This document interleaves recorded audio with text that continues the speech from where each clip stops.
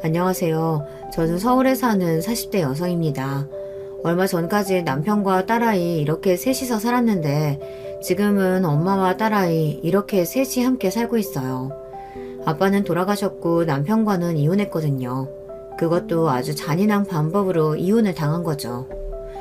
왜 좋지 않은 일은 몰아서 온다는 이야기 들어보신 적 있으신가요? 제가 딱 그랬던 것 같아요. 그 시기에 일어났던 일들을 생각하면 제가 아직 이렇게 숨을 쉬고 멀쩡히 살아있는 게 가끔 믿기지 않곤 합니다. 그만큼 정말 많이 힘들었거든요. 이제는 생각도 정리가 좀 되었고 마음도 어느 정도 추스러진 상태라 남들에게 이야기를 할 수 있게 되었어요. 그래서 오늘 이곳에 이렇게 사연을 쓰게 된 거고요. 왜 모르는 사람들한테 이야기를 털어놓으면 조금 후련해지기도 하잖아요. 사실 저도 저에게 이런 일이 생길 거라고는 단 한 번도 생각해보지 못했습니다. 그런 일은 드라마나 영화 속에서만 일어나는 일이라고 생각했거든요. 사실 아직도 생각해보면 그때 그 일들이 다 정말이었나 하는 생각이 들 때도 있어요. 다 지나간 다음인 지금도 실감이 잘 나지 않을 때가 많습니다. 그러면 이제 제 이야기를 한번 시작해볼게요. 저는 소위 말하는 부잣집 고명딸이었습니다. 부모님이 부자셨어요. 친가도 외가도 다들 한 재산씩 가지고 있는 집안이었고 말이죠. 그래서 고생이라고는 모르고 자랐습니다. 고생이라는 단어는 저에게 거리가 먼 단어일 거라고 생각하면서 말이죠. 왜 그렇게 생각했나 모르겠어요. 사람 인생이라는 건 정말 한치 앞을 모르는 건데 말이죠. 저는 사람들이 흔히들 이야기하는 세상 물정 모르는 온실 속 화초 같은 사람이었습니다.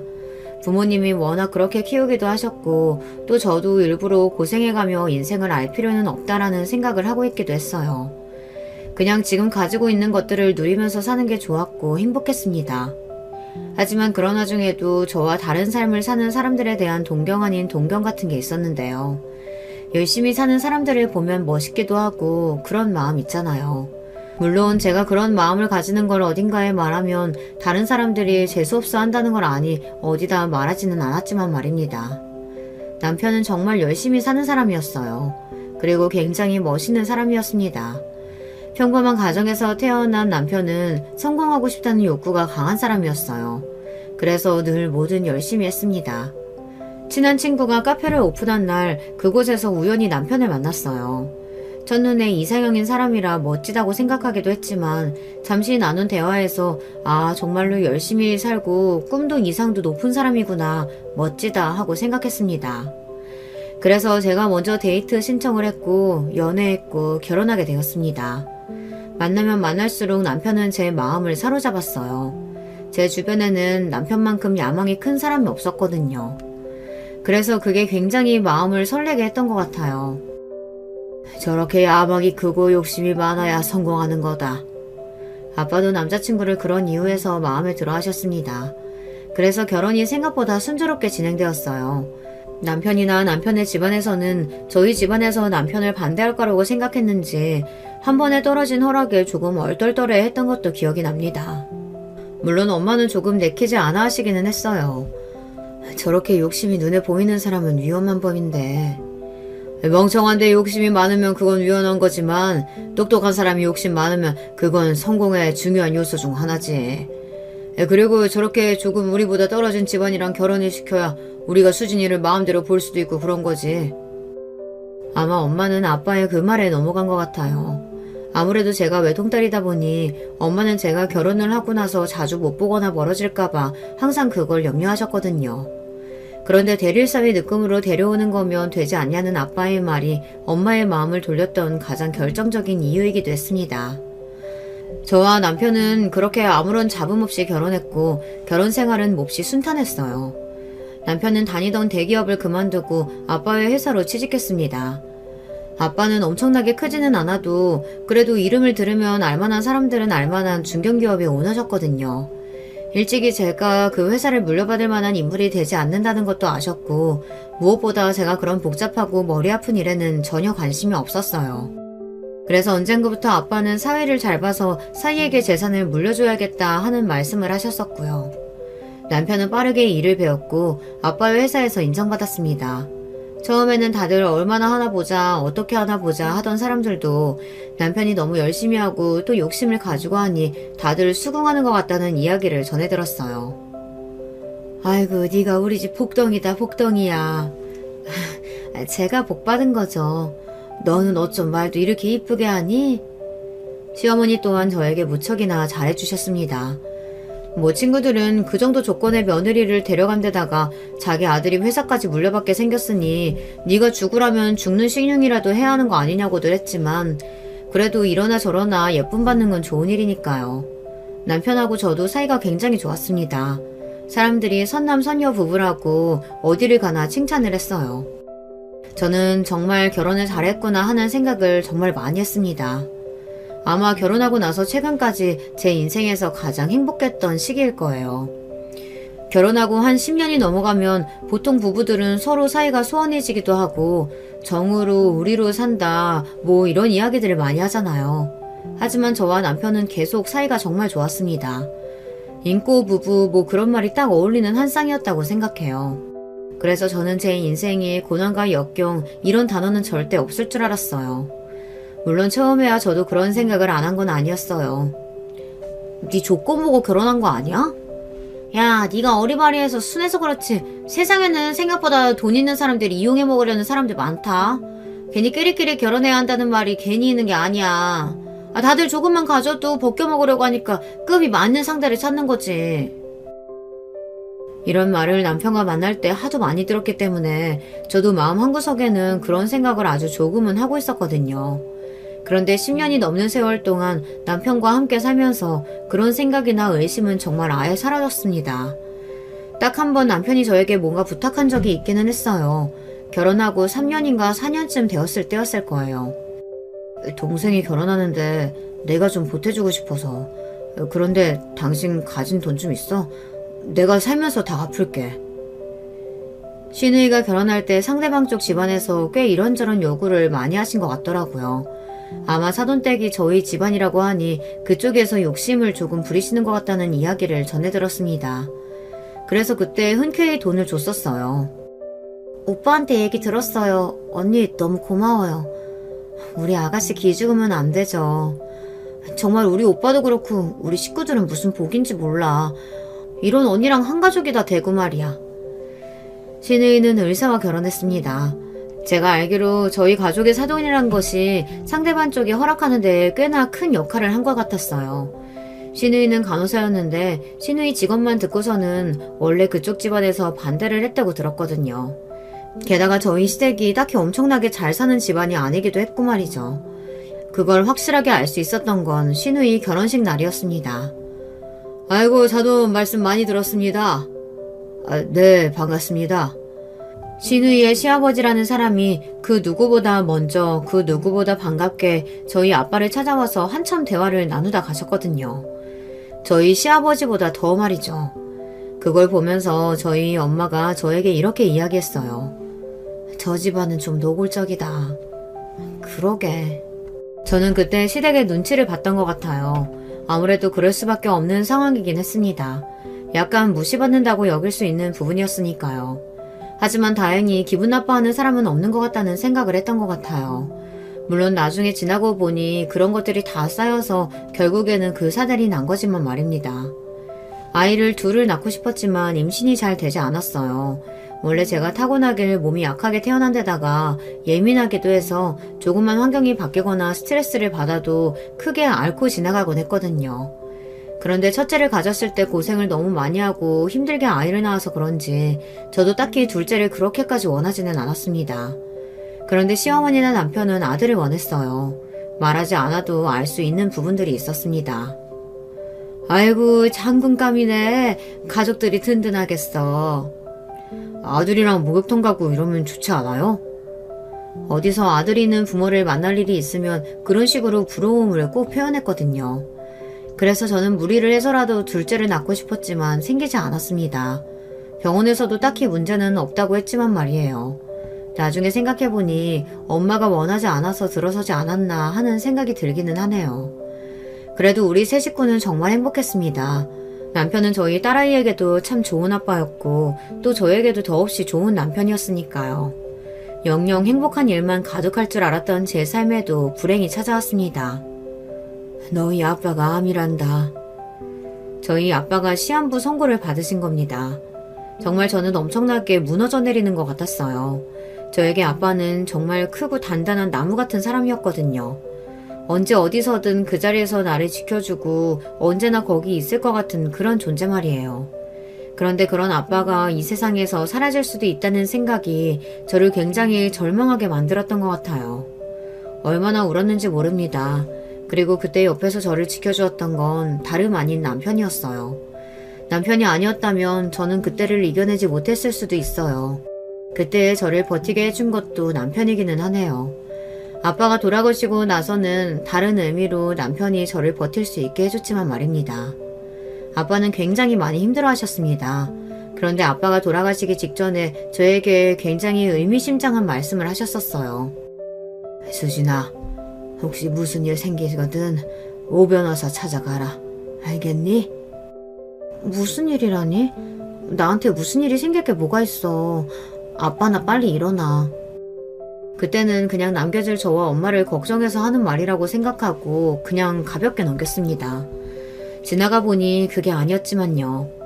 아빠는 그 말을 남기고 얼마 지나지 않아 돌아가셨어요. 한참 정신없이 장례를 치르고 있을 때였어요. 사실 그렇게 큰일을 겪고 충격을 받으면 장례식장에 누가 있는지 누가 없는지 그리고 누가 왔다 갔는지 이런 건 전혀 모를 수밖에 없거든요.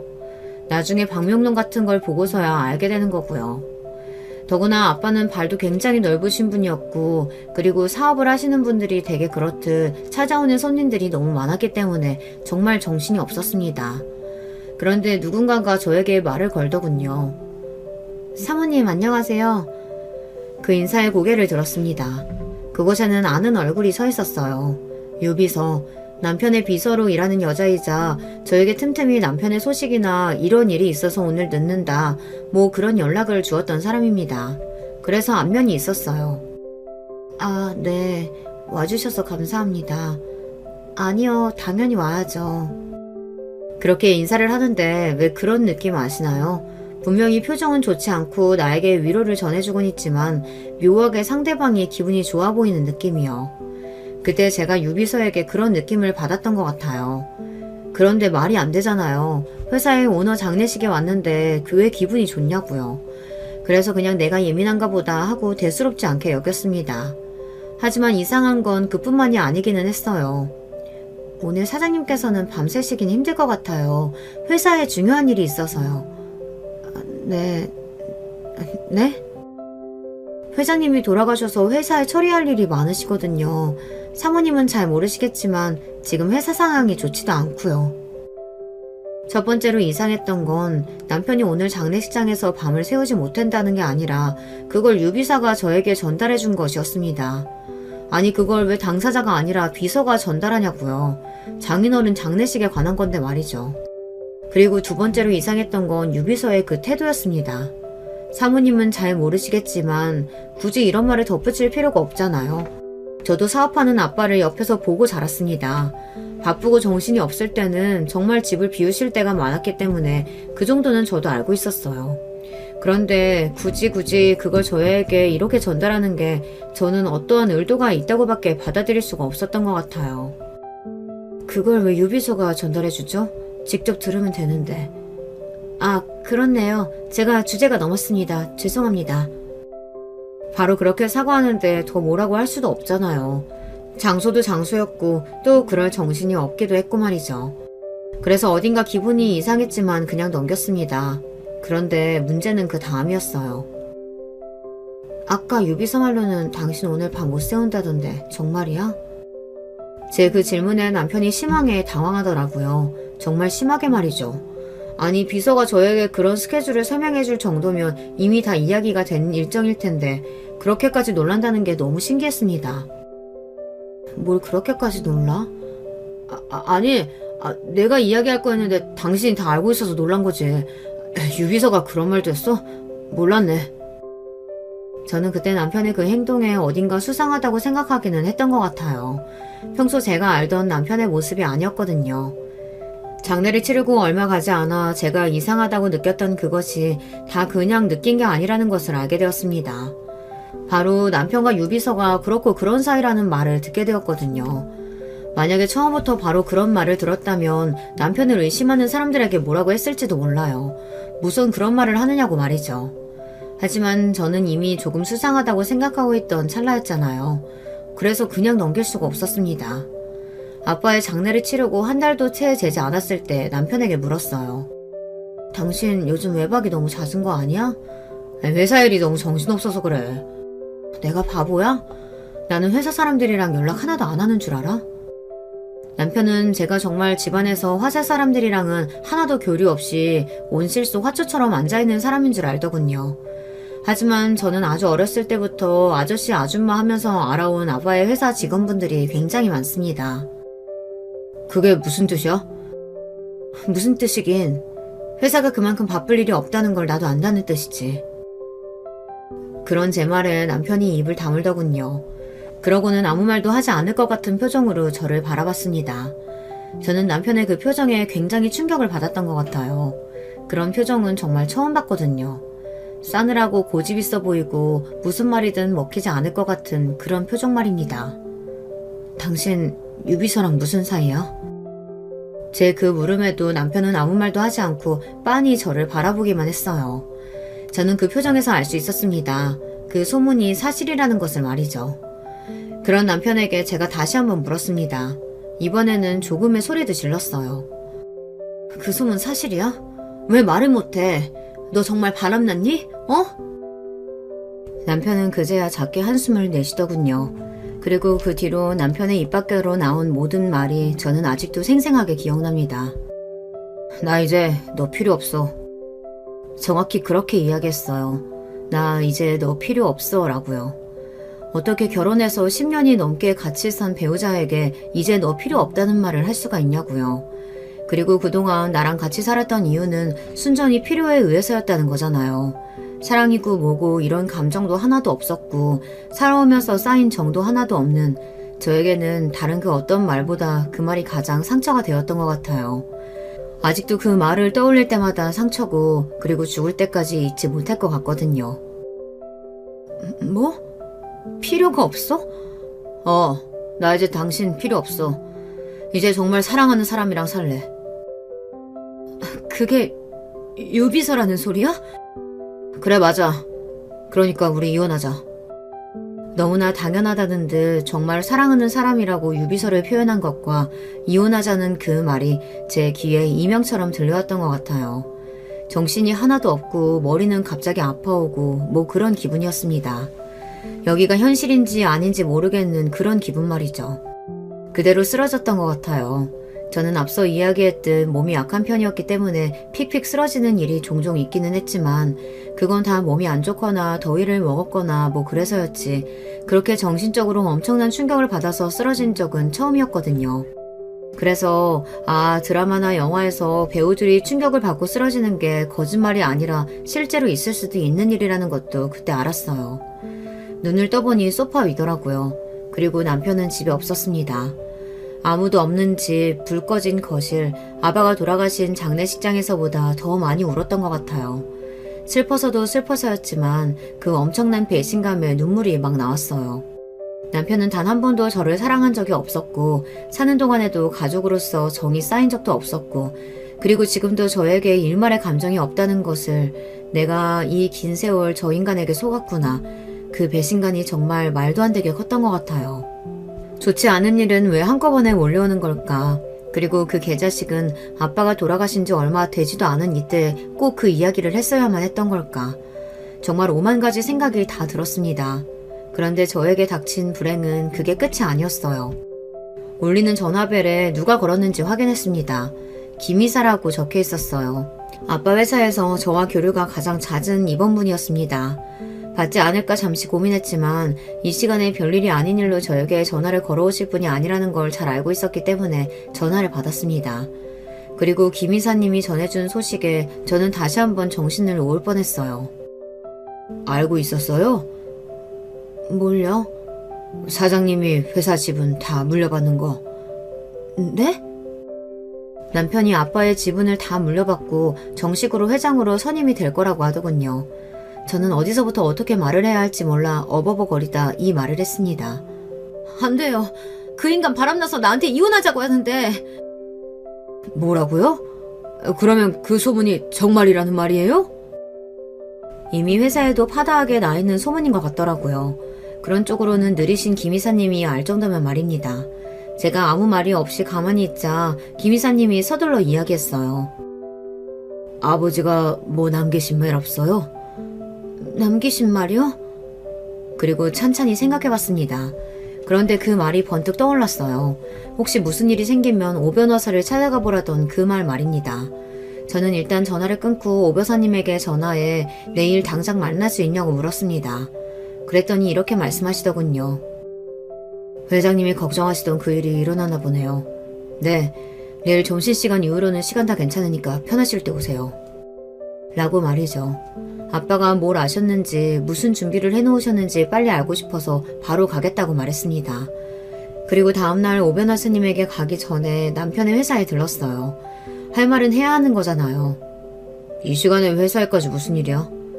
너 이 회사 네 거 되자마자 나한테 그 소리 한 거 맞지? 그걸 이제 알았냐? 참 똑똑도 하다. 인간이 어떻게 그럴 수가 있니? 어떻게 이렇게 개새끼일 수가 있어? 그래, 나 개새끼 맞아. 근데 나도 그동안 많이 참았어.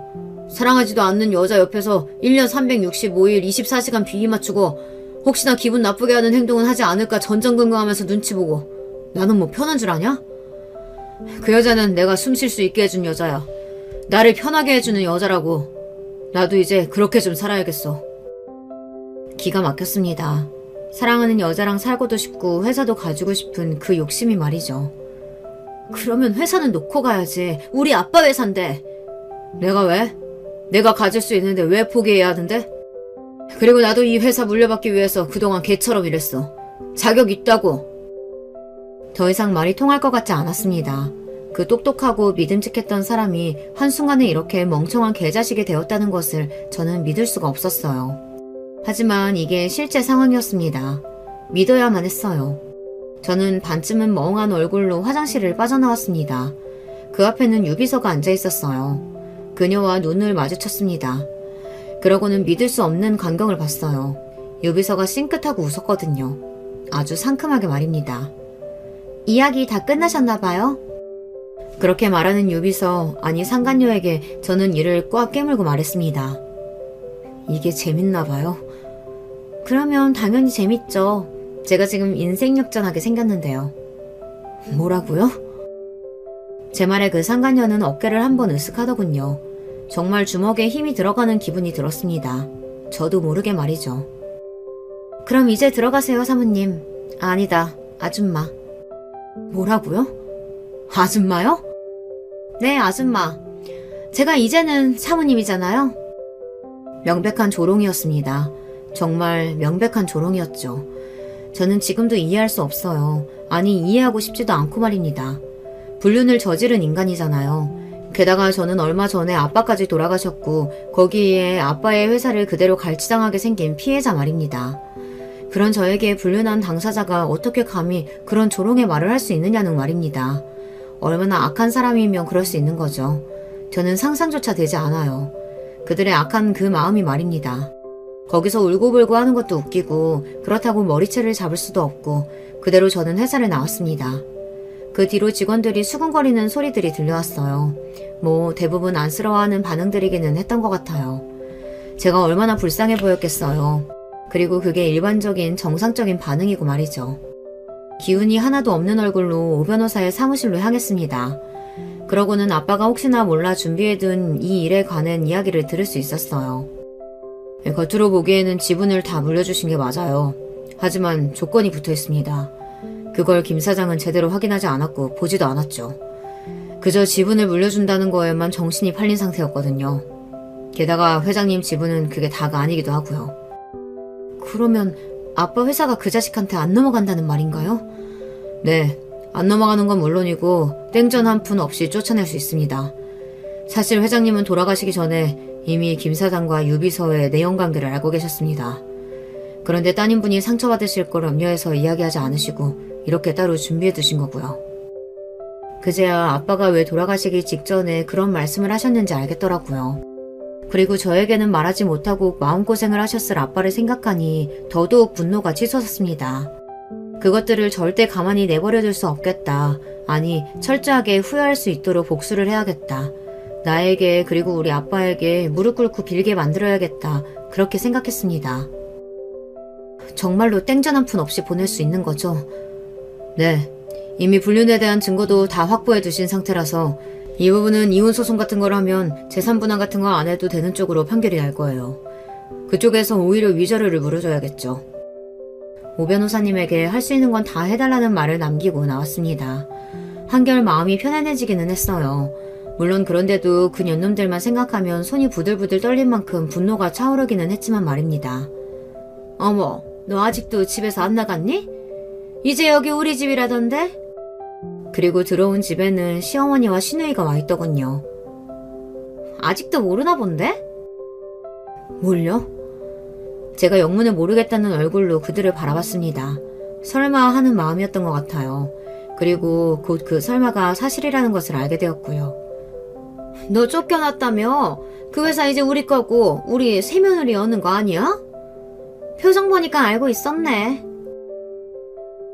두 분은 언제부터 아셨는데요? 그게 중요하니? 이제 그 회사가 우리 아들 거고 나는 젊은 새며느리 봐서 손주 얻게 될 수도 있다는 게 중요한 거지. 그런 사람들이었더라고요.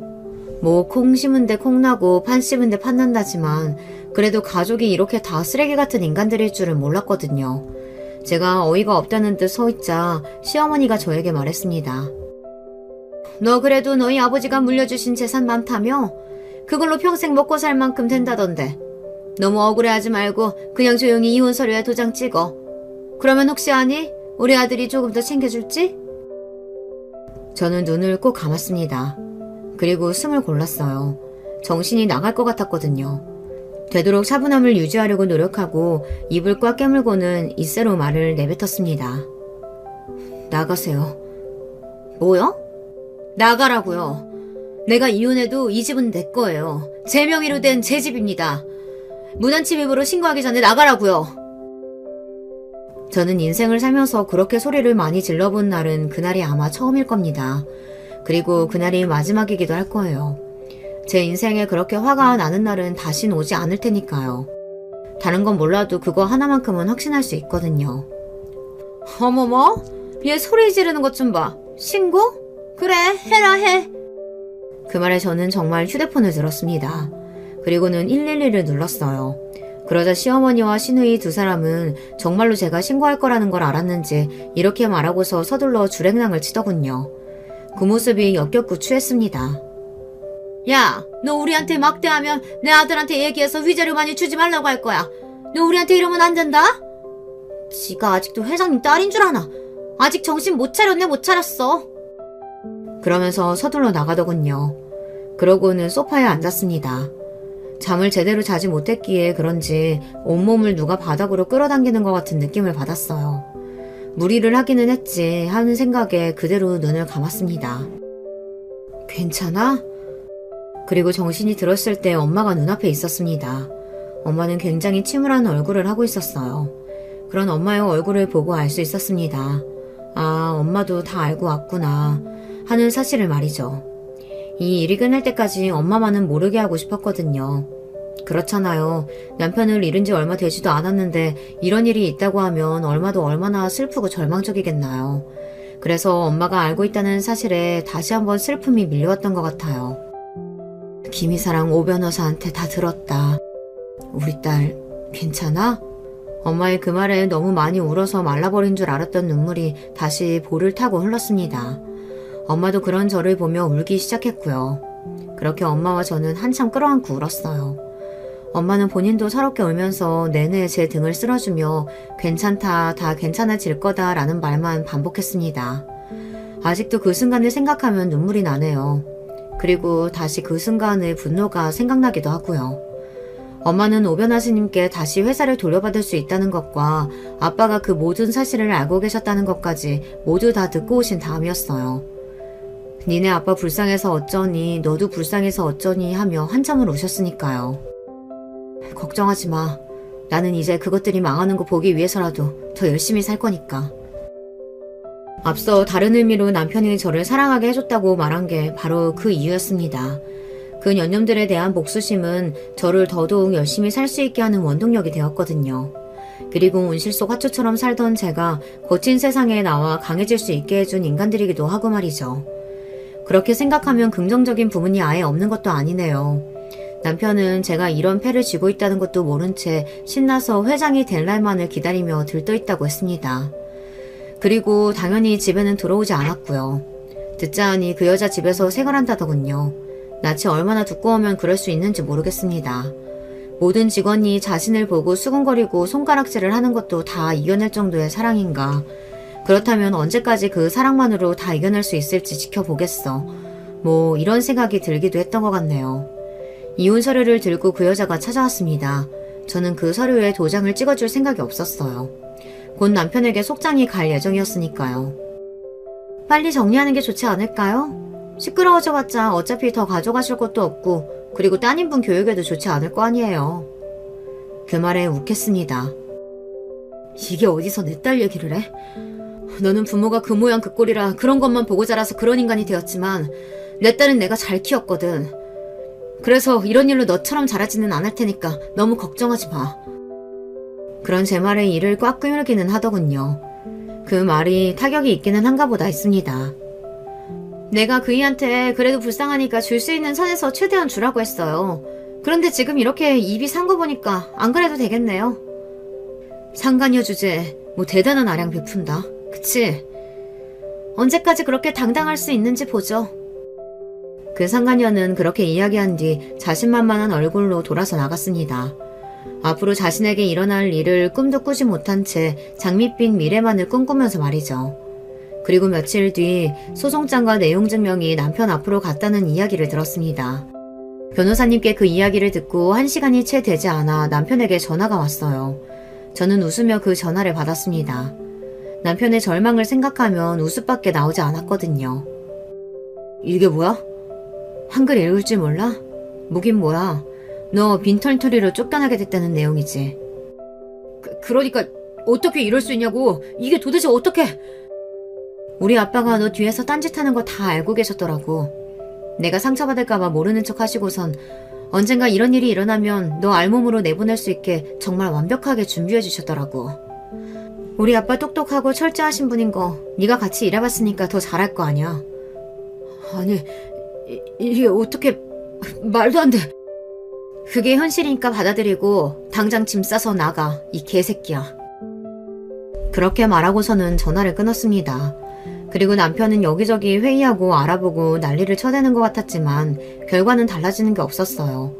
법적으로 깔끔하게 남편은 그 회사에 소유권이 없었고 돈 한 푼 받지 못하고 그대로 쫓겨날 신세가 되었으니까요. 그리고 그 소식은 회사를 한번 싹 쓸고 지나갔다고 했습니다. 모든 회사 직원이 그 두 사람을 고소해야 하면서도 앞으로 우리 회사는 어떻게 될 건지 걱정했다고 하더군요. 직원들 처지에서는 그럴 수밖에 없기는 했을 것 같아요. 원래 회장님이 돌아가시고 그 사이가 회장이 되고 쫓겨나고 오너가 없는 상태에서 외부에서 태풍이 몰아치고 있었으니까요. 저랑 친하게 지냈다던 그 김 이사님은 사내에서도 온화하면서 일 잘하기로 소문난 분이셨습니다. 그래서 내부에 따르는 직원이 많은 걸로 알고 있었고요. 저는 정중하게 회장직을 부탁드리기 위해 다음날 바로 회사로 찾아갔어요. 그리고 부담스러워하시는 분을 설득해 전문 경영인 체제로 전환해 회사 운영을 맡아주시기를 약속받았습니다. 그리고 저는 남편이 이제 곧 쫓겨날 예정인 사장실로 갔어요. 회장실로 자리를 옮기기 위해 싸둔 짐이 보였습니다. 그 짐들을 다 그대로 들고 이 회사를 나가야 한다고 생각하니 웃음이 나오더군요. 그때 제 눈에 멍한 얼굴로 앉아있는 유비서, 그러니까 상간녀가 들어왔습니다. 저는 웃으며 말했어요. 이 짐 그대로 회사 밖으로 나가겠네요. 라고 말이죠. 그 여자는 그제야 제가 온 걸 알아챘는지 저를 보고 인상을 쓰더군요. 하지만 아무 말도 하지 못했습니다. 나는 줄 수 있는 선에서 최대한 안 주려고요. 정말로 빈털터리로 쫓아낼 생각이에요. 그 말을 듣고서는 안색이 하얗게 질렸습니다. 본인보다 10살이나 많은 남자, 그것도 땡전 한 푼 없이 하루아침에 백수된 남자랑 잘 살아봐요. 아, 사랑하니 그 정도는 극복할 수 있겠죠. 말도 안 돼. 뭐가 말이 안 돼요? 아, 땡전 한 푼 없이 쫓아낸다는 거? 진짜예요. 그 인간 나한테 위자료를 좀 많이 줘야 할 거거든요. 그쪽이 그랬죠. 내가 언제까지 당당할 수 있을지 지켜보겠다고. 나는 아마 죽을 때까지 당당할 거예요. 나는 잘못한 것도 없고 당신들보다 훨씬 더 가졌으니까. 그렇게 이야기하고서는 돌아섰습니다. 뒤이어 그 여자의 절규에 가까운 비명소리가 들려왔어요. 저에게는 그게 축하의 팡파레로 들렸지만 말입니다. 남편은 회사에서 쫓겨났습니다. 쫓겨나던 그날 저에게 와서 바지가랑이를 붙잡고 울면서 빌더군요. 그 모습이 어찌나 추하던지요. 여보, 내가 잘못했어. 내가 죽을 죄를 지었어. 한 번만 용서해줘. 내가 왜 네 여보니? 그리고 네가 그랬지? 사랑한 적도 없는 정도 없는 여자 옆에서 그런 척하며 사는 게 너무 힘들었다고. 그런 말을 한 인간이랑 어떻게 같이 살 수 있겠니? 몰랐으면 모를까. 여보, 난 네 여보 아니라니까. 당장 꺼져. 경찰서 가고 싶지 않으면. 남편은 그 말에도 한참을 빌었지만 저는 그냥 경찰에 신고했어요. 그리고 그제야 남편은 나갔습니다. 그리고 얼마 지나지 않아 그 소식은 시댁에게까지 다 들어간 것 같더라고요. 남편은 회사에서 쫓겨나고는 그 상간녀 집으로 들어갔는데 얼마 지나지 않아서 그 상간녀한테까지 쫓겨난 모양입니다. 갈 곳이 없으니 시댁으로 간 거고 모든 사실을 시댁 식구들이 알게 된 거죠. 집으로 시어머니와 시누이가 찾아왔었어요. 아가, 내가 미안하다. 응? 언니, 제가 죄송해요. 그때는 잠시 미쳤었나 봐요. 우리가 이렇게 무릎 꿇고 비마, 응? 한 번만 용서해다오. 이렇게 말하며 무릎을 꿇더군요. 하지만 저는 그들을 용서해줄 마음이 전혀 없었습니다. 불쌍하다는 생각이 들기는커녕 속으로는 무슨 생각을 하고 있을까 하는 생각이 먼저 들었으니까요. 너무 억울해하지 마세요. 그냥 저를 만나기 전으로 돌아갔을 뿐이에요. 아, 그 나이에 땡전 한 푼 없으니까 그건 아닌가? 그 정도는 자신이 저지른 잘못에 대한 대가라고 생각하시고 평생 후회하고 후회하면서 사세요. 아가... 그리고 저 이제 그쪽 며느리 아니니까 그놈의 아가 소리 좀 집어치우시고요. 물론 한 번에 물러난 사람들은 아니었습니다. 계속 빌고 또 빌어서 제가 이렇게 이야기했어요. 이 말을 하면 바로 물러날 것 같았거든요. 제가 아가씨 결혼할 때 집 해드린 거 있잖아요. 그 말을 듣자마자 시누이 얼굴이 사색이 되더군요. 제가 무슨 말을 할지 짐작한 사람처럼요. 지금 당장 어머니 모시고 나가지 않으면 그거도 달라고 소송 갈 거예요. 그리고 귀찮게 해도 마찬가지고요. 아가씨도 소송장 받고 싶지 않으면 당장 어머니 모시고 내 집에서 나가요. 나 더 화나게 하지 말고. 제가 그렇게 말하자 시누이는 태도를 바로 바꾸고서는 자기 엄마의 팔을 붙잡았습니다. 엄마, 나가자. 이게 진짜 지 피해볼까봐 이러는 것 좀 봐. 네 오빠는 딱 보면 몰라? 언니 절대 오빠 용서 안 해. 그러면 둘 중에 하나라도 살아야 할 거 아니야. 나 지금 그 집 빼주면 나도 이혼당해. 엄마는 아들, 딸 둘 다 이혼당하는 걸 보고 싶어? 어? 시어머니는 그제야 아무 말을 하지 못하고 입을 다물더군요. 시누이 말이 맞았으니까요. 얼른 일어나, 얼른. 얘야, 정말. 네, 죽으면 죽었지 용서는 없어요. 제 그 말을 듣고서는 시어머니는 절망스러운 얼굴로 시누이 손에 이끌려 집 밖으로 나갔습니다. 그러고서는 다시 귀찮게 구는 일은 없었어요. 시누이가 아마 잘 단속했을 겁니다. 자기 입속에 있어서는 귀신 같은 사람이라는 걸 알고 있었으니까요. 남편과의 이혼 소송이 마무리되던 날 남편에게 그래도 조금의 재산 분할은 해야 한다는 판결이 나왔어요. 물론 그 재산 분할해준 금액의 80%는 위자료로 제가 다시 돌려받았지만요. 그리고 남편은 회사를 물려받으려고 하는 과정에서 저지른 일들을 벌금 같은 것을 내야 한다고 하더군요. 그래서 받은 돈 모두를 쓰고도 오히려 모자랐다고요. 남편은 주기적으로 저를 만나고 싶다고 연락해왔지만 저는 그 역겨운 얼굴을 보고 싶지 않았습니다. 얼굴만 봐도 속이 울렁거리는 기분 뭔지 아시나요? 저는 남편을 떠올리기만 해도 그랬거든요. 회사는 정말 잘 굴러갔습니다. 역시 제 안목이 탁월했다는 걸 알 수 있었어요. 직원들의 만족도도 상당히 높다는 이야기를 들었고 말이죠. 하늘에 계신 아버지도 무척 흡족해 하실 거라고 생각했습니다. 그리고 강해진 딸을 보면서 많이 슬퍼하지는 않으셨으면 하는 생각도 들었고요. 아마 그러실 거예요. 강하신 분이었거든요. 엄마와 집을 합쳤습니다. 남편과의 기억이 가득한 그 집에서는 살고 싶지 않기도 했고 환경을 좀 바꿔보고 싶었거든요. 왜 그러면 기분이 나아지기도 하고 그러잖아요. 그래서 집을 구하고 인테리어를 하고 가구를 구르고 이사를 하고 그러는 동안 남편 생각을 많이 떨쳐버릴 수 있었던 것 같아요. 한 가지 신기한 점은 딸아이가 남편을 찾지 않는다는 것이었습니다. 원래 자기 아빠를 되게 좋아하는 아이였거든요. 그래서 남편이 바빠서 집에 들어오지 못하는 날에는 아빠 언제 들어오냐고 보고 싶다고 안부를 묻기도 했고 말이죠. 그런데 뭔가를 아는 건지 어떤 건지 아빠를 찾지도 묻지도 않아서 신경이 조금 쓰이기는 했던 것 같아요. 차마 물어보지는 못했습니다. 혹시 안다고 할까봐 무서워서 말이죠. 그 비서인 상간녀는 소문이 쫙 나서 취직을 할 수조차 없게 되었다고 하더군요. 더 이상 받아주는 회사가 없어서 이사했다는 이야기를 들었습니다. 꿈이 참 커 보이는 여자였거든요. 성공하고자 하는 야망도 큰 여자 같았고요. 아마 그래서 지금 그 상황이 그 여자에게는 굉장히 괴로운 일일 거라고 생각합니다. 아주 고통스러울 거예요. 남편은 만나주는 이 하나 없이 방 안에 틀어박혀서 술만 마신다고 들었습니다. 그전에는 자신에게 굽신거리던 사람들을 찾아가서 일자리를 부탁해야 하는 상황도 자존심 상하는데 그런 사람들이 만나주지 않으니 더더욱 그랬겠죠. 그리고 자존심이 워낙 센 사람이라 더더욱 버틸 수 없을 거고 말입니다. 그런 일이 있었던 게 생각나네요. 결혼하고 얼마 지나지 않아서 동창회에 저를 데리고 가서는 어깨에 벽돌을 넣은 사람처럼 으쓱거리고 있었던 남편의 모습 말이에요.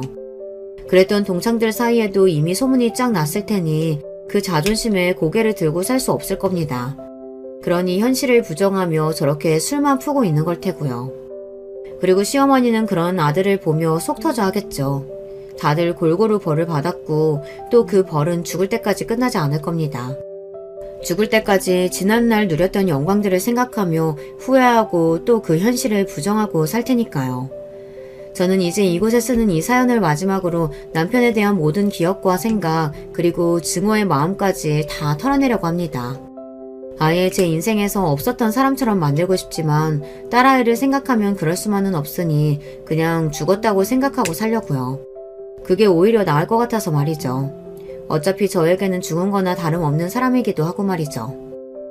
그래도 지난날을 생각하며 후회로 눈물 짓지 않는 가장 결정적인 이유는 저희 딸아이거든요. 어쨌든 남편과 만나서 결혼하지 않았다면 지금 이 아이는 없을 테니까요. 그건 상상조차 할 수 없고 말입니다. 지금 제 딸아이는 제가 인생을 열심히 잘 살아야 하는 가장 큰 이유가 되는 존재거든요. 앞으로도 그럴 테고요. 오늘 제 이야기는 여기까지입니다. 어떻게 들으셨는지 모르겠네요. 많은 분이 아마 분노하셨을 테고 그리고 이야기가 이렇게 끝나는 것에 대해 많이들 시원해하실 거라고 생각합니다. 제 사연을 아는 모든 이의 반응이 다 그렇거든요. 저는 그거면 된 것 같아요. 그리고 이제 정말로 훌훌 털어낼 수 있을 것 같습니다. 앞으로 제가 새로운 삶을 더 행복하게 살 수 있도록 지금 이 이야기 들어주시는 분들이 다 함께 기도해주세요.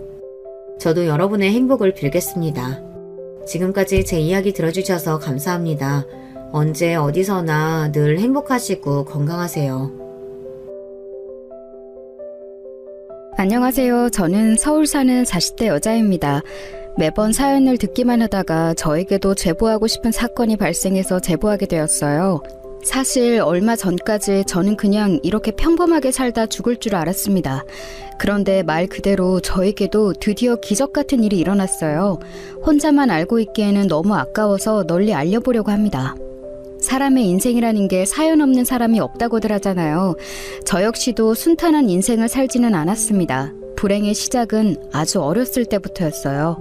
제가 정확히 8살일 때 아빠가 일하는 중에 돌아가셨거든요. 공장에서 일하셨는데 공장 기계가 고장이 나서 그 자리에서 바로 하늘로 가셨어요. 어떻게 손을 쓸 수도 없다고 하셨습니다. 병원에 실려왔을 때는 이미 숨이 끊긴 뒤였다고 하더라고요.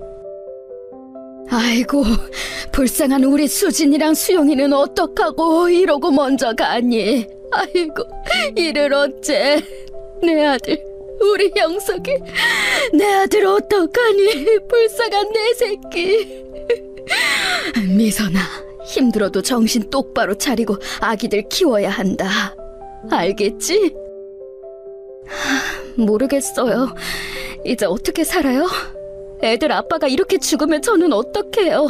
저도 제 인생이 있는데 이렇게 빨리 남편이 죽을 줄 몰랐어요. 내 인생은 왜 이런 건지.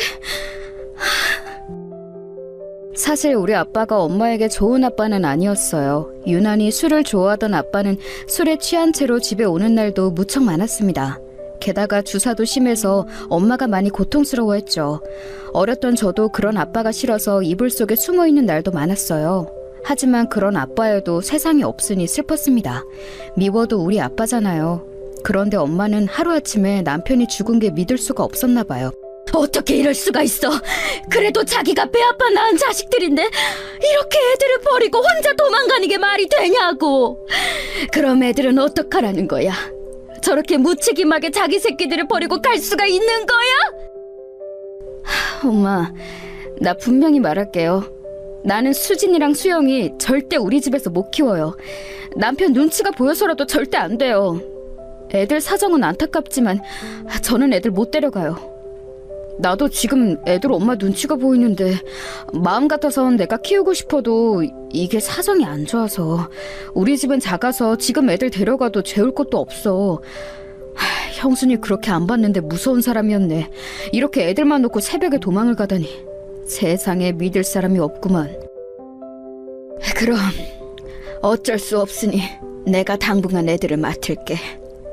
그런데 내가 사는 마을에 고등학교가 없잖니. 그때는 너희가 돌아가면서 애들을 맡아야 해. 애들 학교는 졸업해야 하지 않겠냐? 그건 너희 둘이 상의해서 해결해라.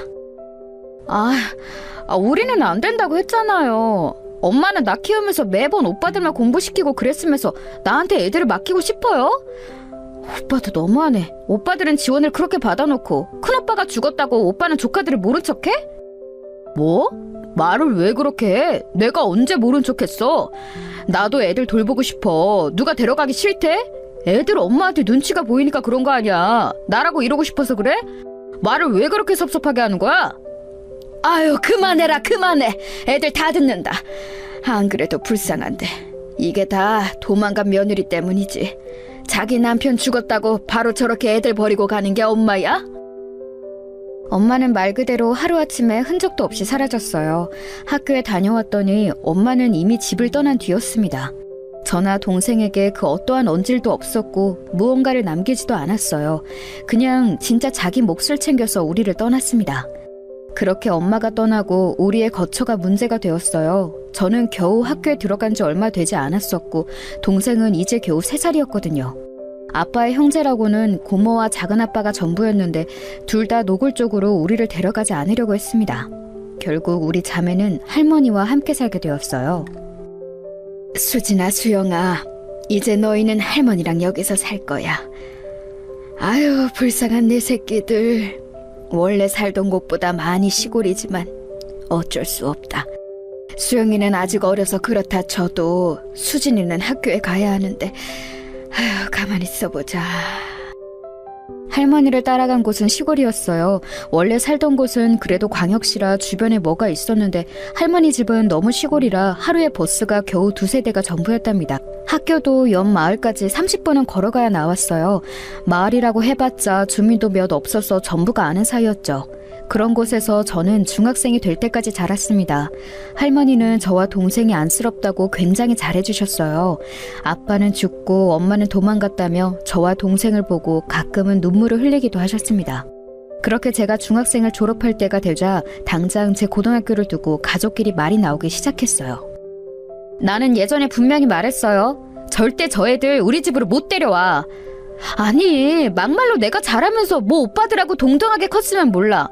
나도 안 나온 고등학교를 보낸다고 내가 미쳤다고 수진이를 데려가서 키워요?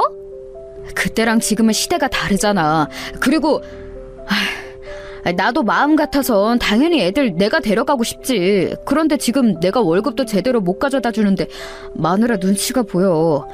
무엇보다 나는 우리 집이 작아서 안 된다니까. 그럼 어떡하니? 고등학생인 애를 혼자 살게 할 수도 없잖아.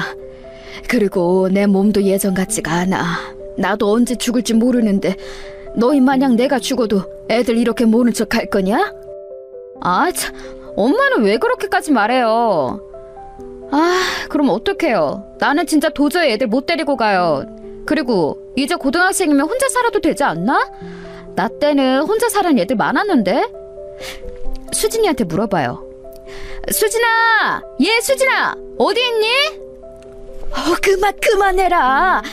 아이고, 어려서 부모 없이 자라서 불쌍한데 혼자 살게 할 수는 없지. 너의 마음은 알겠다. 내가 그럼 애들 데리고 근처 광역시로 이사 가던가 해야지. 결국 고모와 작은아빠는 끝까지 저와 동생을 맡으려고 하지 않았어요. 마음 같아선 저도 가기 싫다고 대꾸라도 하고 싶었습니다. 가게 된다 해도 제 마음이 편할 것 같지 않았거든요. 그런 우리 자매를 위해 할머니는 시골집을 팔고 도시로 우리를 데리고 가셨습니다. 고모와 작은아빠도 돈을 조금씩 보태주었어요. 그렇게 근처 도시로 가서 살았는데 불행이 닥치게 되었습니다. 엄마, 이렇게 고생만 하다 죽으면 어떡해요? 우리 엄마 불쌍해. 삼남매 어렵게 키워놓고 이렇게 갑자기 죽으면 엄마, 내가 미안해, 엄마. 이럴 줄 알았으면 내가 어떻게든 애들을 데리고 올걸. 엄마, 수진이랑 수영이는 어떡해요? 할머니는 우리 자매를 데리고 도시로 오셨는데 그때는 한겨울이었어요. 매우 추운 겨울이었고 유난히 눈이 많이 내린 때였습니다. 길거리에 눈이 많이 쌓여 있었고 눈 때문에 꽁꽁 얼어 있었어요. 그때 할머니가 우리를 위해 시장에 가겠다고 나섰다가 그만 빙판에 미끄러져서 돌아가셨습니다.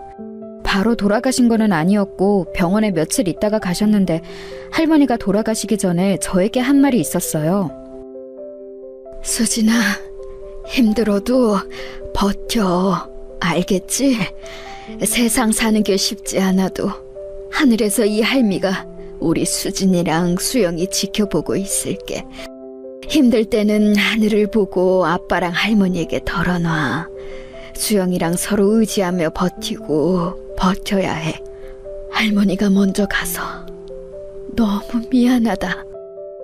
할머니, 나 할머니 없으면 어떡해. 나 이제 겨우 17살인데 수영이는 12살이야. 이제 우리는 어떡해.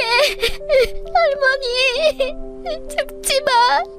할머니, 내가 미안해. 내가 잘할게. 제발 할머니. 제발. 나 할머니 없이 못 살아. 미안하다, 수진아. 옷장 밑에 이불 뒤져봐. 할머니가 비상금으로 모은 돈이 있어. 그거 절대로 고모랑 작은 아빠한테는 말하지 마. 알겠니? 미안해. 할머니가 그렇게 돌아가시고 아주 정신없이 장례를 치르고 나니 현실이 보였어요. 우리 자매를 고모와 작은 아빠는 절대로 데리고 가지 않겠다고 저를 앉혀놓고 말하더라고요.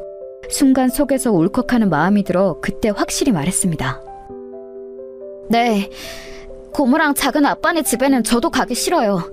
우리 수영이를 보낼 수도 없어요. 가서 애가 얼마나 눈치를 보겠어요? 그러니까 저도 이제 친척은 없다고 생각할 테니 고모랑 작은 아빠도 저희 찾지 마세요. 뭐? 참나, 뭐 이런 게 다 있어? 도망간 새언니를 똑 닮았네. 눈빛 좀 봐. 오빠, 잘됐다. 우린 이제 얘네한테 신경 안 써도 되겠어.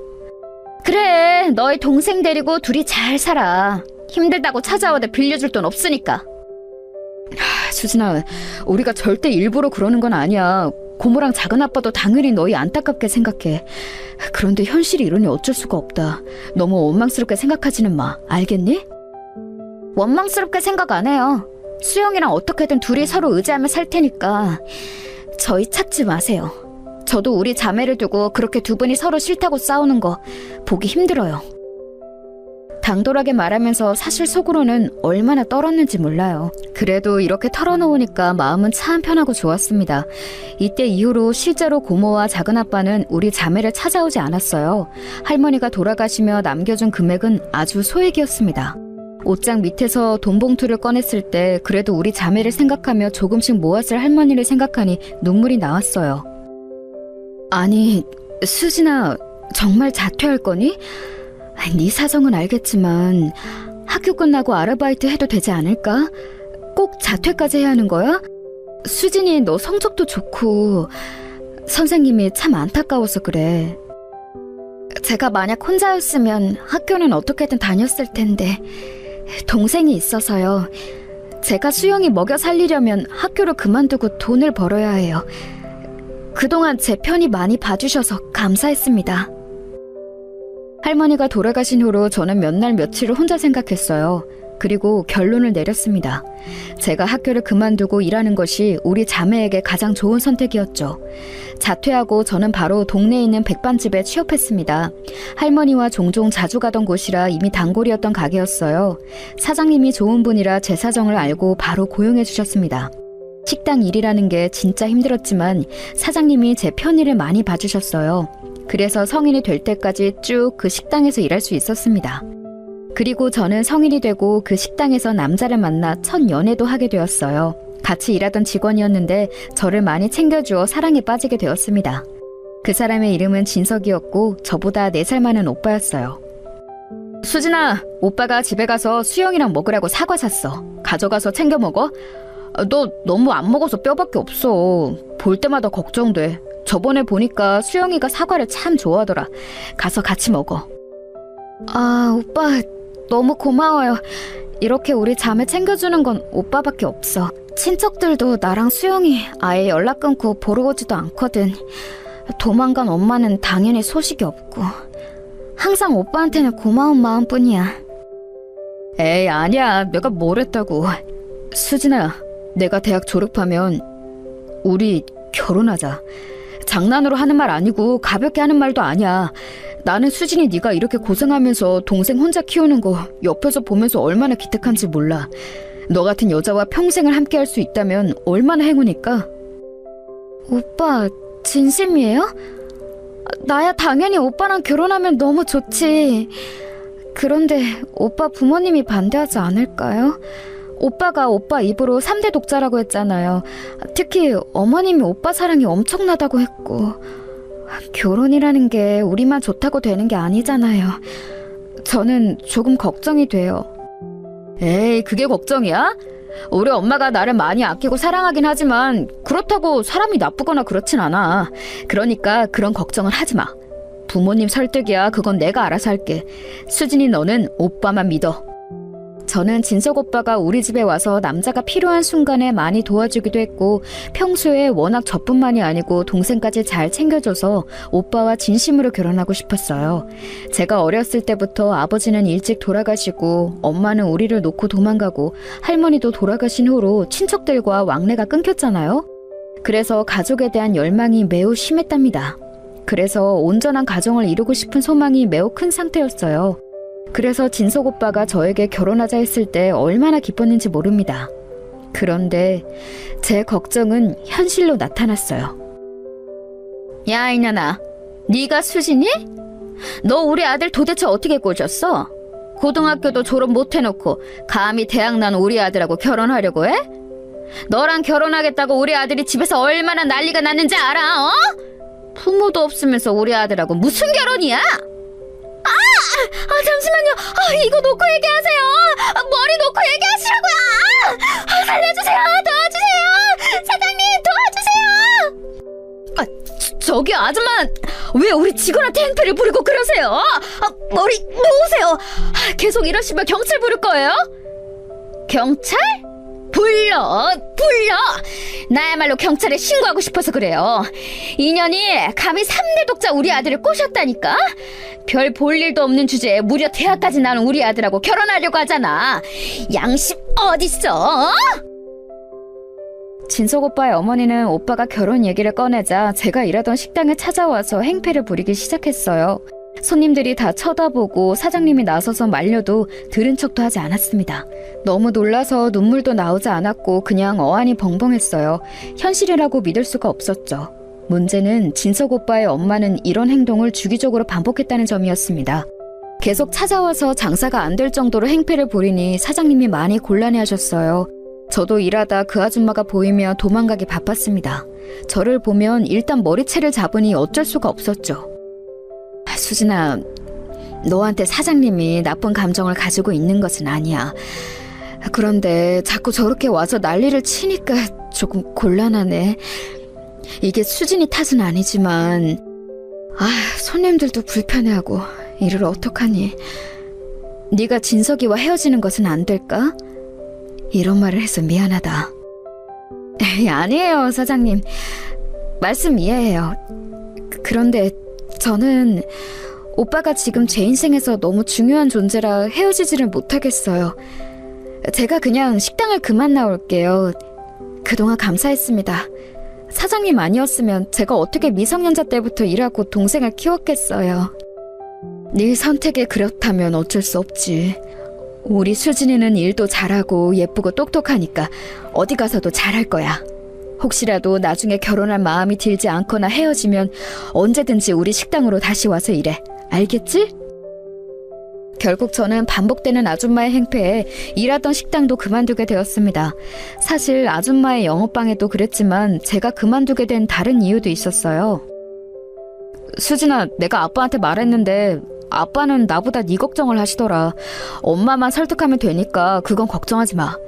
이런 시련과 고난이 끝나면 우리는 분명히 더 행복하게 살 수 있을 거야. 그러니 절대 안 좋은 생각은 하지도 마. 그래? 그래도 아버님이 그렇게 생각하시니 다행이다. 오빠, 나는 어렸을 때부터 너무 불행하게 살아서 내 뱃속의 아이는 꼭 지키고 싶어. 우리 아이 낳아서 수영이까지 데리고 행복하게 살자. 당연하지. 우리 아이도 그리고 수영이도 내가 어떻게든 지켜낼 거야. 그러니까 오빠만 믿어. 내가 너 결혼하면 고생이라는 거 절대 모르게 할 거야. 사실 저는 결혼 허락을 완전하게 받기 전에 임신한 상태였어요. 계획에 없던 임신이었고 그래서 오빠가 더 결혼을 서두르기도 했죠. 시어머니의 성격을 이미 아니까 오빠는 일부러 어머니께 말씀드리지 않았어요. 지우라고 할 게 뻔해서 지울 수 없을 때까지 견디자고 했죠. 아버님은 어머님과 완전히 다른 분이라고 오빠는 말했습니다. 그러면서 제 임신 소식을 아버님한테만 살짝 말했다고 했어요. 그리고 마침내 제 임신 개월수가 8개월이 되었을 때 시어머니는 제 임신 소식을 알게 되었습니다. 야, 이년아! 너 내 아들 인생 망치게 하려고 작정했지? 그건 내 아들의 아이 맞아? 아니지? 인생 망치라면 혼자 망쳐야지. 왜 내 새끼를 꼬셔서 이 사단을 만들어? 어머니! 이거 놓으세요! 왜 자꾸 저만 보면 일단 머리를 잡고 그러세요? 오빠 살려줘! 일단 놓고 얘기하세요. 왜 이러시는 거예요? 엄마 일단 진정해봐. 수진이 고등학교도 안 나온 것은 맞지만 그래도 착하고 성실해. 가게에서 일할 때도 사장님이 얼마나 예뻐했는지 몰라. 무엇보다 내가 수진이를 너무 사랑한단 말이야. 사랑? 웃기고 있네. 순진한 우리 아들을 저렇게 여우 같은 애가 꼬셨어. 아이고, 내 팔자야. 내 새끼는 공부만 해서 이런 여우 같은 여자 만나면 안 되는데. 어떡해. 나는 몰라. 아이고. 어머니, 제가 잘할게요. 저 고등학생 때부터 동생 혼자 키워서 집안일도 완전히 잘해요. 청소랑 빨래도 잘하고 식당에서 일하면 웬만한 요리도 다 할 수 있어요. 제발 허락해주세요. 저 진짜 열심히 최선을 다할게요. 시어머니는 제 임신 소식을 알고 동생과 둘이 살던 반지하 단칸방으로 찾아오셨어요. 다행히 그때 진석 오빠와 같이 있었는데 둘이 무릎 꿇고 시어머니에게 빌었습니다. 시어머니는 오로지 저한테만 뭐라 하시며 신세한탄을 하셨죠. 그래도 그때는 진석 오빠가 완전히 제 편이었고 무엇보다 시아버지가 우리 부부의 결혼에 많은 도움을 주셨습니다. 여보, 그래도 애들이 책임지고 키운다고 하잖아. 이렇게 어른이 되는 거야. 당신이 원하는 며느리가 아닐 수도 있지만 세상 일이 어떻게 마음대로 되겠어. 그냥 그럴 수도 있다고 생각하고 이왕이면 손주 생겨서 좋다고 생각하자. 응? 당신은 그렇게 속 편하게 생각해서 좋겠다. 맨날 그렇게 선비같이 생각하고 행동하면 인생이 재밌니? 나는 왕자처럼 키운 내 아들이 저렇게 못 배운 애랑 결혼한다고 생각하니까 속이 다 터져. 자다가도 열불이 나서 잘 수가 없다고. 수진이가 부모 없이 자란 거랑 고등학교도 안 나온 거는 사정이 있잖아. 나는 처음에 수진이 인생 얘기를 듣고 오히려 대단하다고 생각했어. 그리고 안쓰럽잖아. 친척들도 외면했다고 하고. 그냥 우리가 받아주자. 시어머니의 반대가 너무 심했지만 오히려 시아버지는 저를 안쓰럽게 생각하셨어요. 우리 결혼은 시아버지가 없었으면 이루어지지 않았을 거예요. 그렇게 결혼하게 된 우리는 시댁에서 시부모님과 같이 살았습니다. 저한테 동생이 있다고 했잖아요. 제 동생도 시아버지가 데리고 오라고 하셨어요. 수진아, 이 돈으로 수영이 교복이랑 학용품 사라. 너희 시어머니한테는 비밀로 하고, 알겠지? 그리고 아이 돌보는 거 힘들지? 진석이랑 돈 벌어서 모은 뒤에 독립할 수 있게 내가 도울게. 힘들어도 참자. 알겠지? 시아버지는 시어머니와 완전히 다른 사람이었어요. 나중에 남편에게 두 분이 어떻게 만나서 결혼했냐고 물었더니 집안 어른들끼리 맺은 결혼이라고 하더라고요. 어쩐지 저런 인격적으로 훌륭한 분이 시어머니와 연애해서 결혼할 리는 없다고 생각했죠. 시아버지가 아무리 저를 저렇게 챙겨주었어도 시어머니의 시집살이는 피할 수가 없었습니다. 지금 가만히 소파에 앉아서 쉴 생각이 나니? 빨리 바닥 쓰고 닦고 해야지.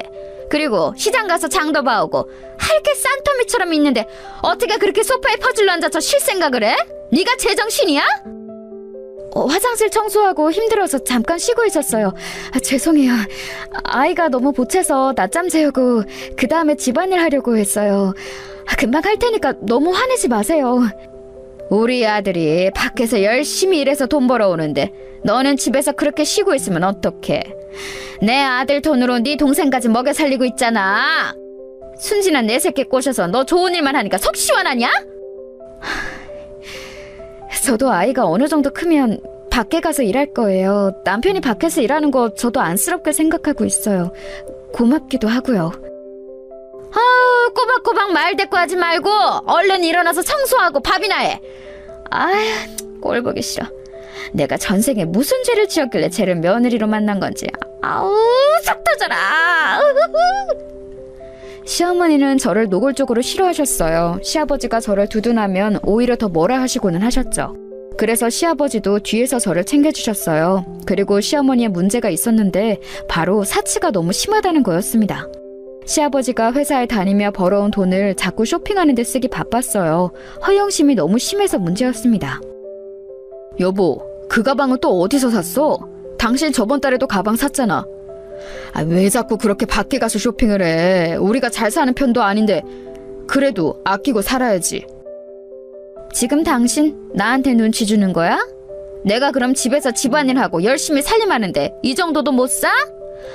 아유, 다른 집 남편들은 자기들이 먼저 나서서 가방이나 옷을 사준다고 하던데 우리 집은 내가 가서 사도 뭐라고 하네. 아이고. 시아버지와 시어머니는 이 문제로 많이 다투기도 하셨어요. 옆에서 보면 시아버지가 참 암스럽다고 생각했죠. 속으로 빨리 아이가 크고 제가 돈을 벌면 분가해야겠다고 생각했습니다. 왜냐하면 시어머니는 저뿐만이 아니고 제 동생에게도 눈치를 많이 주었어요. 얘, 너 지금 먹는 그 귤 어디서 난 거야? 내가 아까 시장 가서 사온 것 같은데. 아니야? 우리 아들 주려고 산 걸 네가 왜 먹니? 이제 하다하다 형부 간식까지 뺏어 먹는 거야? 죄송합니다. 학교 갔다 와서 배가 고파서 먹었어요. 먹으면 안 되는 건 줄 몰랐어요. 다시는 안 먹을게요. 죄송해요. 제 동생은 그때 학생이었는데 너무 어린 동생이 시어머니에게 눈치 보며 쩔쩔매는 모습을 보며 얼마나 속상했는지 몰라요. 제가 저기서 동생을 두둔하면 시어머니는 보란듯이 동생에게 더 구박하곤 했습니다. 이런 상황이 반복되자 저는 빨리 시댁에서 나가고 싶었어요. 그래서 남편이 벌어온 돈을 제가 관리하고 싶었습니다.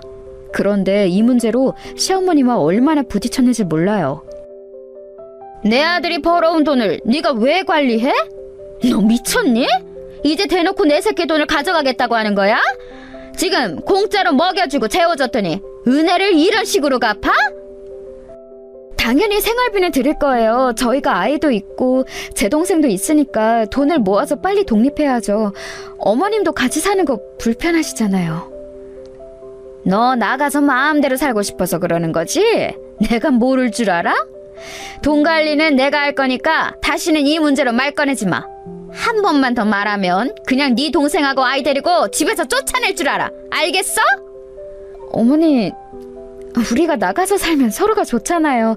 저도 내년에 아이 어린이집 가면 나가서 돈 벌어 올 거예요. 그러니까 너무 안 좋게 생각하지 마시고. 조용히 해! 듣기 싫으니까. 내 아들 월급 가져갈 생각은 하지 마. 나가서 살고 싶으면 네가 돈 벌어서 알아서 모아서 나가도록 해. 시어머니는 절대 남편의 월급을 저에게 줄 수 없다고 하셨어요. 실제로 남편이 버는 돈은 시어머니가 다 관리하셨죠. 어머니가 만약 돈을 잘 관리하셨으면 저도 불만이 없었을 거예요. 그런데 어머니는 남편과 아들이 벌어오는 돈으로 본인의 사리사욕을 채우기 바빴습니다. 우리 돈 모아서 빨리 분가하는 게 좋지 않아? 아기도 크면 학교에 보내야 하잖아. 언제까지 어머니 밑에서 살 수도 없고, 수영이도 이렇게 같이 사는 거 힘들어 보이고. 우리가 돈 관리하겠다고 당신이 말해보면 안 돼? 나도 마음은 그러고 싶지. 그런데 우리 엄마 성격 알잖아. 괜히 말했다가 분란 만들어서 집안 난리 나는 거 보는 게 좀 그래. 지금은 시기가 아닌 것 같고 우리 아들 어린이집 보내면 그때 다시 얘기 꺼내볼게. 일단 지금은 참자.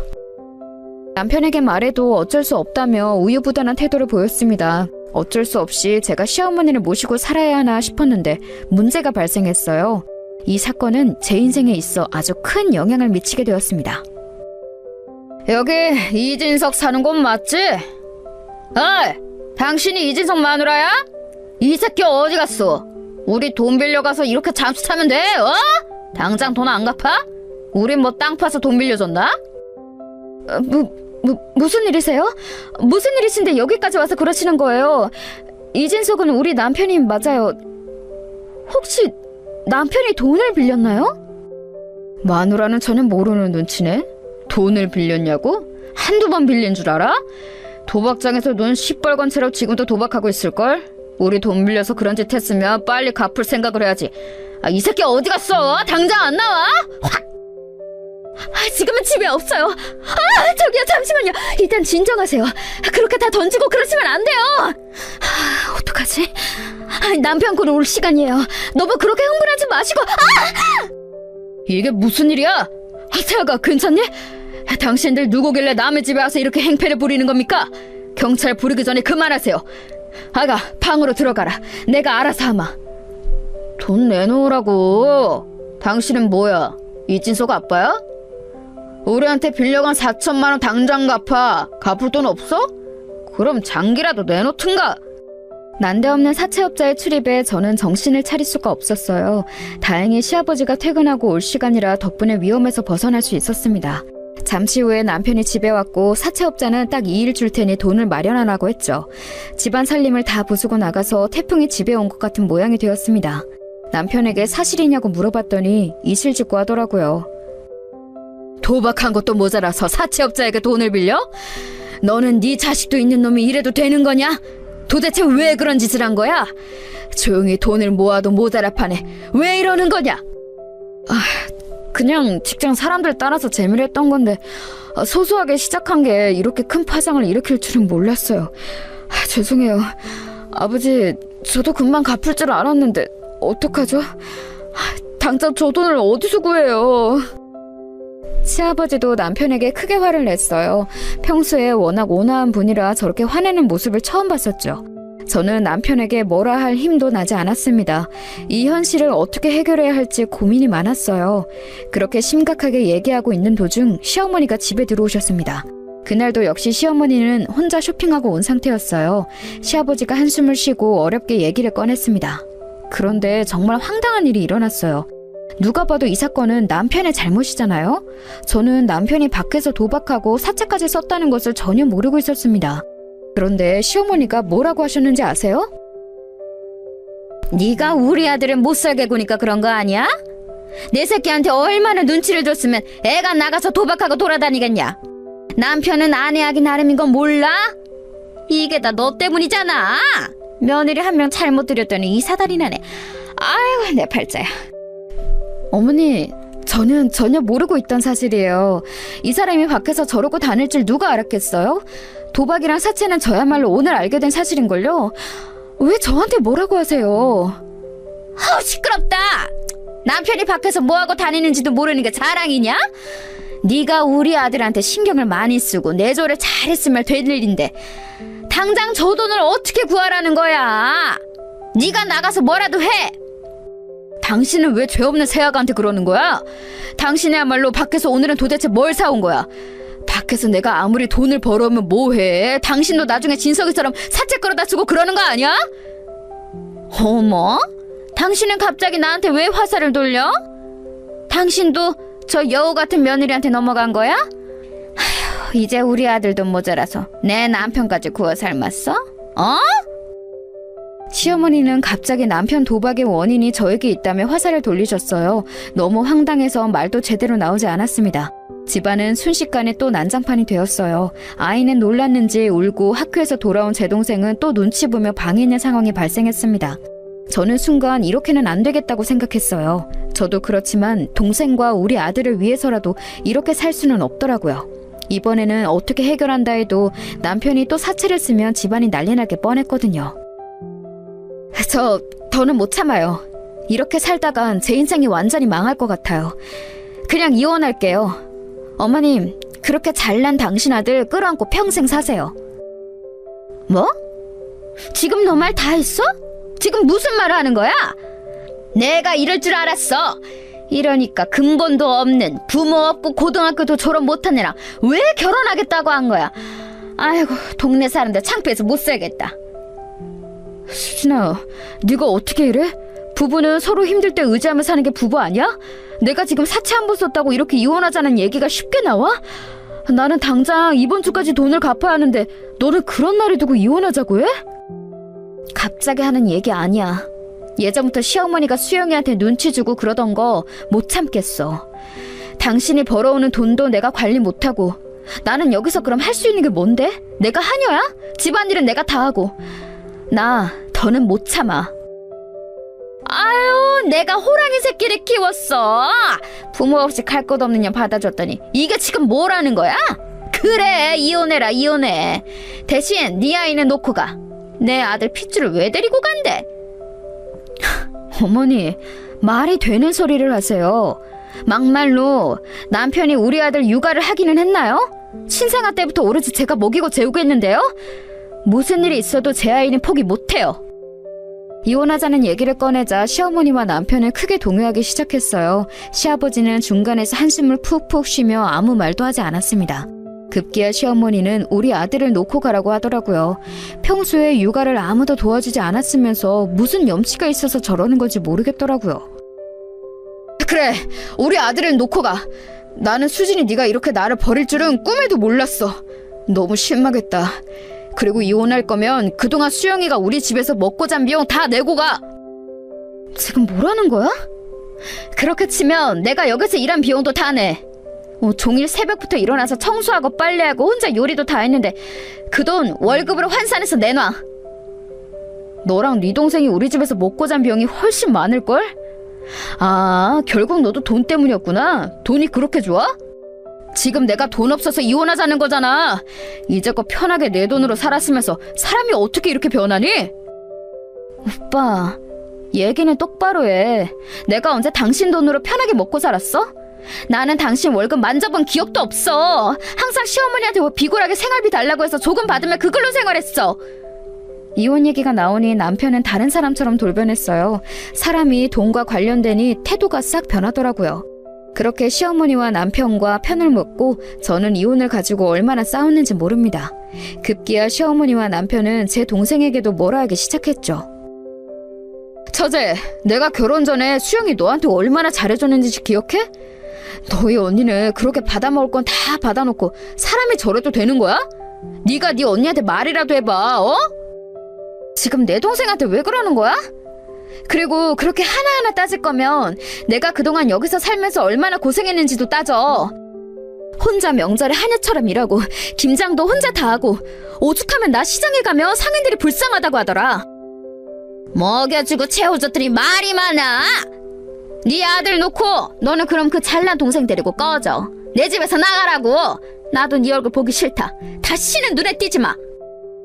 우리 아들은 왜 자꾸 놓고 가라는 거예요? 싫어요. 제가 어떻게 키운 제 아들인데요. 여기 놓고 가면 또 저렇게 사채업자 찾아올 텐데 그 꼴을 어떻게 봐요? 뭐? 너 말 다 했어? 내가 사채를 쓰고 싶어서 썼어? 그냥 한 번 실수한 거라고 몇 번을 말해. 그럼 네가 나가서 돈 벌어봐. 돈 버는 게 쉬운 일인 줄 알아? 그렇게 몇 날 며칠을 싸웠는지 모릅니다. 도중에 사채업자가 말한 기한이 다가와서 급하게 시아버지가 주변에 사정해서 돈을 마련했어요. 시어머니가 그동안 샀던 가방도 몇 개를 팔았죠. 겨우 급한 불은 껐지만 앞으로가 걱정되는 것은 어쩔 수 없었습니다. 이미 남편과의 관계는 끝이 났다고 생각했어요. 서로 험한 말이 오고 갔고 말도 하지 않던 상황이었습니다. 아이 문제도 그렇고 남편은 절대 이혼을 곱게 해줄 생각이 없어 보였어요. 저는 아들을 꼭 데리고 가려고 했기 때문에 서류상으로 완벽히 이혼하고 싶었습니다.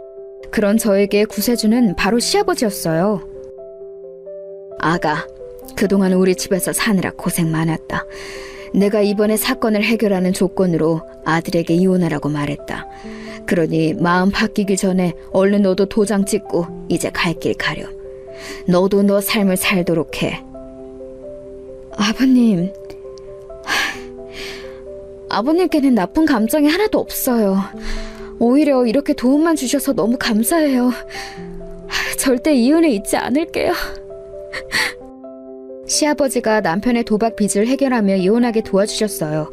유일하게 멀쩡했던 시아버지 덕분에 저는 도장을 찍고 아들과 동생을 데리고 시댁을 탈출하게 되었습니다. 아예 그 지역에서는 살고 싶은 마음이 들지 않아서 무작정 서울로 올라왔어요. 아무런 연고도 없는 곳이라 처음에 얼마나 힘들었는지 모릅니다. 저는 고등학교 졸업장도 없었잖아요. 그래서 아들을 보며 동생이 학교 간 사이에 공부해서 검정고시도 보게 되었습니다. 동생이 옆에서 그런 저를 많이 도와주었어요. 언니, 나 키우느라 너무 고생했어. 나 이제 학교 졸업하고 대학 가면 아르바이트 많이 해서 성원이 같이 키울게. 나는 언니가 나를 포기하지 않고 끝까지 이렇게 책임진 거 너무 고맙게 생각해. 할머니가 돌아가시기 전에 무슨 일이 있어도 서로 의지하고 살라고 하셨거든.